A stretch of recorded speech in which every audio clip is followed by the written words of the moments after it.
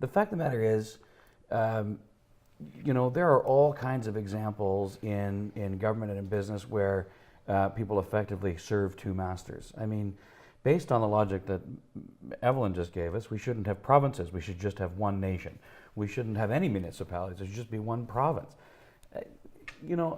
As the mayor of a community that has been served very well by the district, I get why it was done. They created this thing to tax everybody in the region to pay for services that on our own we simply weren't doing and couldn't afford to do. And the province chose not to do anymore. Mount View Sewage Treatment Plant was originally built by the province, and they said, okay, that's enough of that. We don't want to do that anymore. And so they taxed everybody. It's working. It's actually working pretty well. Now, there are folks in the townships that say, we pay too much. About 38% of the district taxation comes from specifically Muskoka Lakes taxpayers. The next highest contributor to the district is the town of Huntsville. But folks in Muskoka Lakes, and this particularly came up around policing, because of course the province, when we first created the District of Muskoka, they gave us police for free. Each of the little towns had their own little 2-person police force, and so they said, we're going to give you OPP and you're not going to pay for it. Well, then we had to pay for it with the Harris Review, and that cost us about $8 million a year. And then Kathleen came in and I think justifiably said, we need to equalize what people are paying across the province. That's legitimate. And so we were getting a bit of a deal, not as good as the deal we originally got. And so our price, now we pay $15 million, I think, for 17. OPP. Is it 17 now? See, there you go. It's even going up more.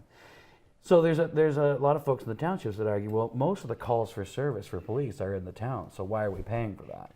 And so, you could argue for days and days and days about the level of service versus the volume of service. But the fact of the matter is, if we eliminated the District of Muskoka, the taxes in the urban municipalities would skyrocket. And there's things that we wouldn't be able to afford to do. We'd be begging the province constantly to help us with. The taxes in the townships would go down, probably pretty dramatically. But if we had one Muskoka, where it was just literally one government for the entire region, the taxes in the municipality, the towns would probably go down. And it would go up for the district, the townships, because now they would have to start paying for things like pools and rinks and libraries in these urban cores and, the intense urban infrastructure that goes with it. So let's say they're going through this review just because they have to. What's stopping the province, Evelyn, from saying, let's just rip it off like a Band-Aid and we're going to eliminate, we're at the start of our mandate and let's go with a single-tier government. Is that going to make one Muskoka happy? Well, I want to go back to my first comment. All we wanted was a review. Okay, and I know that Scott still has it in mind that we want a single tier. So I want to set that aside.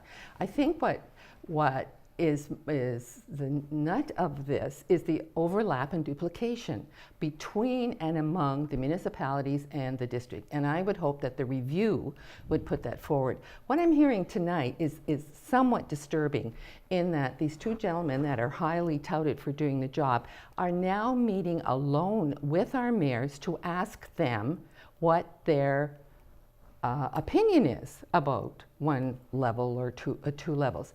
My thought from what I read about what their mandate was to engage with citizens. This is one step in their process, though. This is I hope it is. Unfortunately, they're not going to just listen to me and do what thank I tell heaven. them to do, so But don't worry about that. My heart is now not pumping so fast.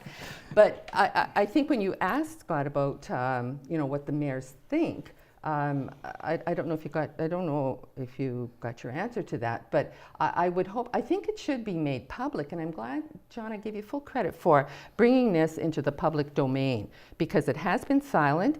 We, in our little small group, have been very worried that it's a done deal. Because when you look at the kind of communication that has gone out, it's all about Peel, it's all about Niagara, and then Muskoka seems to be that afterthought, even in the Toronto Star. And so, since there has been little communication either from the government, the provincial government, or from the district, then Well, what's happening? And so no communication. There are lots of barriers, though, that need to be addressed when you engage the community, which I hope these gentlemen will bring that expertise. But I think Muskokans need to be engaged, and I think there could be a new model that accommodates the needs that Scott and I'm sure other mayors would support, as well as the things that the district must do because smaller communities can't afford them. So we've never put out a model. We've been asked many, well, what's your model? We don't have one. We're not that kind of planners. So let's get on with the review and make it open, transparent, and let the recommendations come forward.